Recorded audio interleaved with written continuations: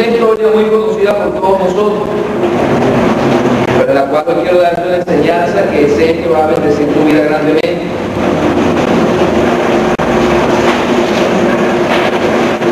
Libro de Marcos, capítulo 5.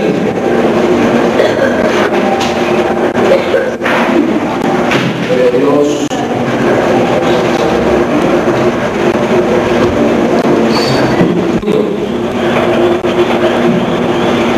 Marcos 5:21 dice la escritura: pasando otra vez Jesús en una barca a la otra orilla, se reunió alrededor de él una gran multitud y él estaba junto al mar. Y vino uno de los principales de la sinagoga, llamado Jairo, y luego que le vio, se postró a sus pies y le rogaba mucho diciendo: mi hija está agonizando, ven y pon las manos sobre ella para que sea salva y vivirá. Fue pues con él y le seguía una gran multitud y le apretaba. Pero una mujer que desde hacía 12 años padecía de flujo de sangre y había sufrido mucho de muchos médicos y gastado todo lo que tenía y nada había aprovechado, antes se le iba peor. Cuando oyó hablar de Jesús, vino por detrás de la multitud y tocó su manto, porque decía: si tocare tan solamente su manto, seré salvo. Y enseguida la fuente de su sangre se secó y sintió en el cuerpo que estaba sana de aquel azote. Luego Jesús, conociendo en sí mismo el poder que había salido de él, volviéndose a la multitud, dijo: ¿quién ha tocado mi vestido? Sus discípulos le dijeron: ves que la multitud te aprieta y dices: ¿quién me ha tocado? Pero él miraba alrededor para ver quién había hecho esto. Entonces la mujer, temiendo y temblando, sabiendo lo que en ella había sido hecho, vino y se postró delante de él y le dijo toda la verdad. Y él le dijo: hija, tu fe te ha hecho salva, ve en paz y queda sana de tu azote. Mientras él aún hablaba, vinieron de casa del principal de la sinagoga diciendo: tu hija ha muerto, ¿para qué molestas más al maestro? Pero Jesús, luego que oyó lo que se decía, dijo al principal de la sinagoga: no temas, cree solamente. Y no permitió que le siguiese nadie, sino Pedro, Jacobo y Juan, hermano de Jacobo. Y vino a casa del principal de la sinagoga y vio el alboroto y a los que lloraban y lamentaban mucho. Y entrando le dijo: ¿por qué alborotáis y lloráis? La niña no está muerta, sino duerme. Y se burlaban de él, mas él, echando fuera a todos, tomó al padre y a la madre de la niña y a los que estaban con él, y entró donde estaba la niña. Y tomando la mano de la niña le dijo: Talita cumi, que traducido es: niña, a ti te digo, levántate. Y luego la niña se levantó y andaba, pues tenía 12 años, y se espantaron grandemente. Ven. Padre, te doy gracias en esta hora por permitirme predicar tu palabra, y quiero pedirte en el nombre de Jesús que unja mis labios en esta mañana para que sea tu Espíritu Santo quien hable a través de mí y que no sea mi palabra sino tu palabra en mi boca. Asimismo, Señor, que esta palabra tenga el poder para producir vida y vida en abundante en cada uno de tus hijos y de tus hijas que están aquí presentes. Ponemos todo bajo la guianza, dirección y cobertura de tu Espíritu Santo. Amén y amén. En esta historia que muchos conocemos, o que la gran mayoría conocemos, vemos que ya están presentes dos milagros que sucedieron. El milagro que sucedió en la vida de Jairo, uno de los principales de la sinagoga, y el milagro que sucedió en la mujer que padecía del flujo de sangre. Hay dos historias en una, dos milagros en uno. Hoy yo te quiero hablar solamente concentrándome en lo que fue el milagro en la hija de Jairo. No vamos a hablar hoy del milagro de la muerte del flujo de sangre, sino el milagro que fue en la hija de Jairo. ¿Cómo fue que Jairo tuvo que dar ciertos pasos y cómo sucedieron cosas alrededor de él que nos enseñan en esta mañana? ¿Cuáles son los pasos que nosotros como cristianos, como hijos de Dios, debemos seguir en fe para poder alcanzar nuestras metas, nuestros sueños, nuestro milagro?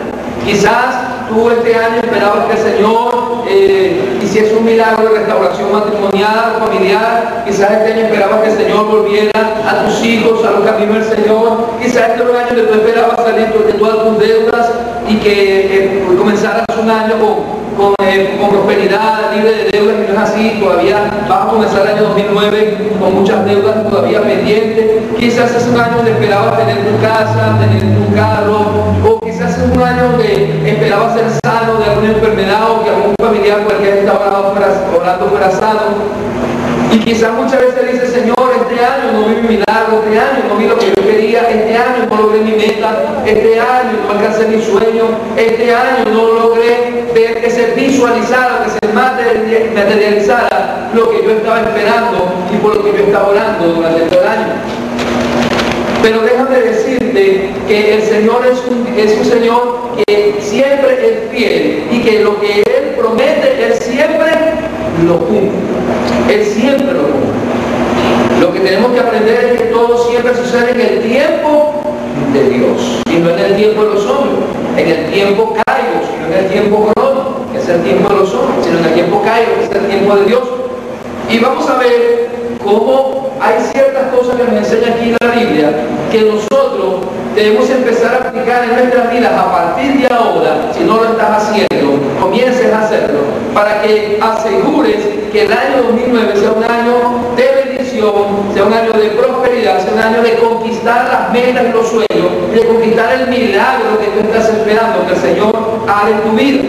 Y hoy quiero hablarte acerca de 7 pasos para alcanzar el éxito, o 7 pasos para alcanzar tu milagro, como podemos llamarlo, tu sueño, tu meta.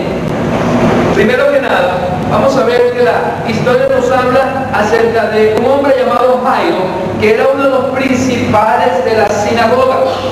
Era uno de los principales de la sinagoga. Y si nos metemos en el contexto histórico de lo que estaba sucediendo en esa época, vamos a ver que todos los de la sinagoga, todos los fariseos, todos los sacerdotes, los saduceos y escribas, eran hombres que estaban en contra de Jesús. Y de hecho, aquellos pocos que simpatizaban con Jesús no lo manifestaban, porque si lo manifestaban estaban arriesgándose o a que perdieran su cargo, que los echaran de la sinagoga, incluso hasta que los mataran. Había amenaza contra aquellos que simpatizaran con Jesús. Imagínate uno de los principales, estamos hablando de uno de los líderes principales de la sinagoga de esa época, que él manifestase que simpatizaba con Jesús. Vamos a ver que la historia en el libro de Juan, capítulo 3, que nos habla acerca del nuevo nacimiento. Vamos a ver que hay un hombre principal de la sinagoga llamado Nicodemo. Se acercó a Jesús, pero cuando vemos la historia, se acercó a Jesús de madrugada. Se acercó de madrugada cuando el Señor estaba solo para preguntarle acerca de lo que debía hacer para entrar en el reino. Cuando Jesús le habló del nuevo nacimiento. Y esta pregunta se la hizo Nicodemo a Jesús en la madrugada, estando a solas con él, que nadie lo viera. ¿Por qué? Porque ellos tenían temor de que alguien lo viese simpatizar con el maestro.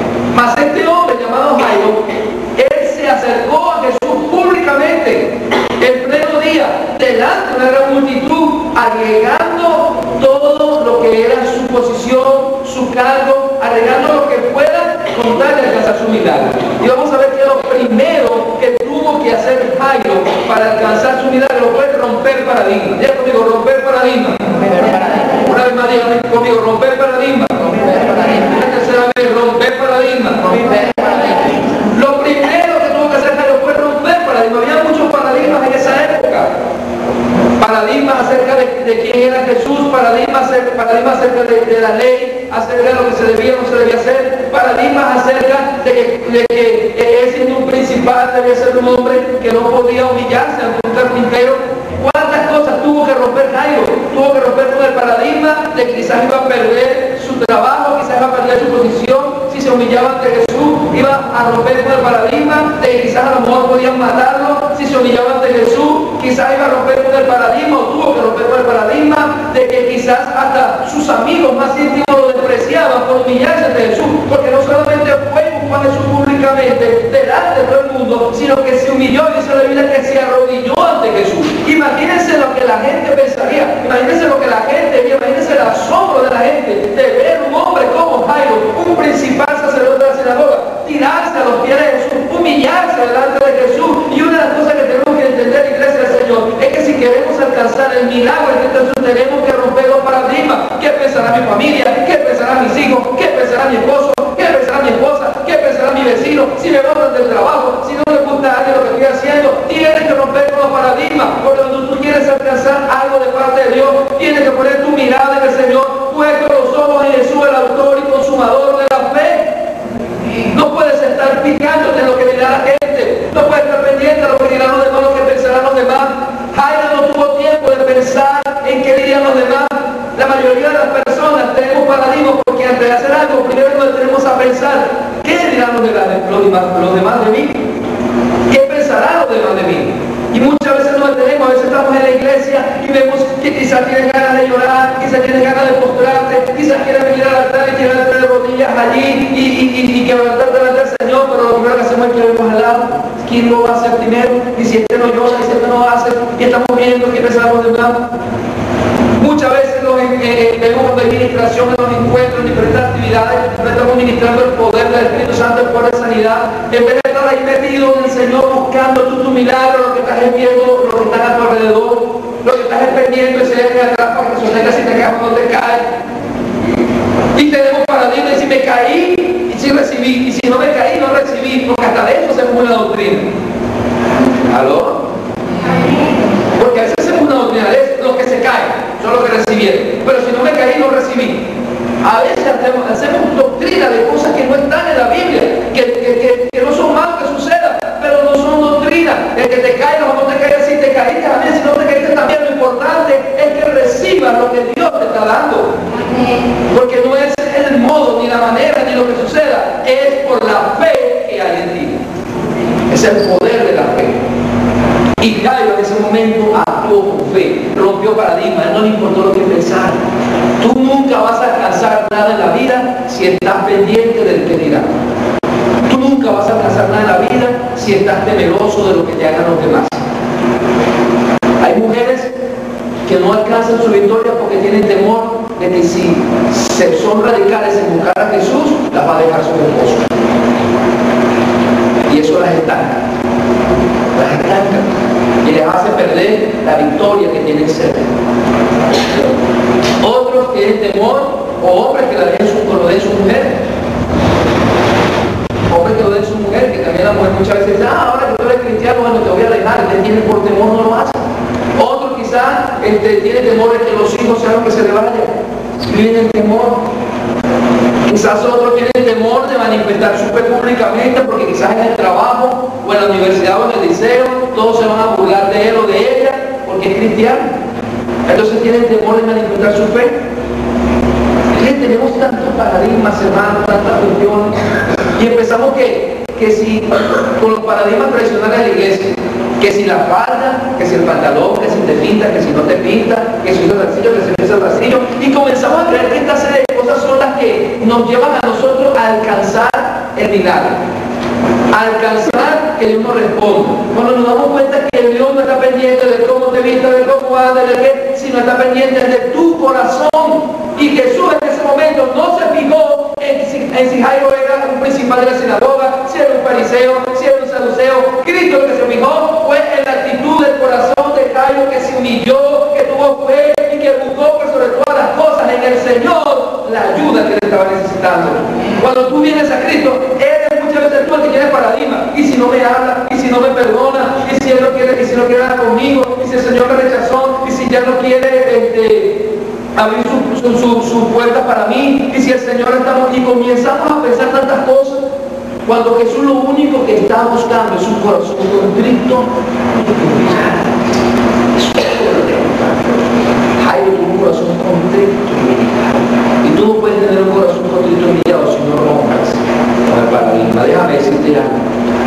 Cuando tú filtras lo que sale de tu corazón por lo que pasa en tu mente, se rompe lo que tú quieres hacer. Porque cuando el corazón te lleva a hacer algo en el Señor y comienzas a filtrarlo por la mente, entonces ahí te detienes, pero comienzan los paradigmas. No podemos hacerlo. Tenemos que creer, actuar en fe. La fe no se entiende, la fe simplemente se cree. Es creer, no es entender, es creer. Que a veces dice el pastor que tenemos que hacer esto, la Biblia dice que tenemos que hacer lo otro, y yo no sé cómo va a suceder, no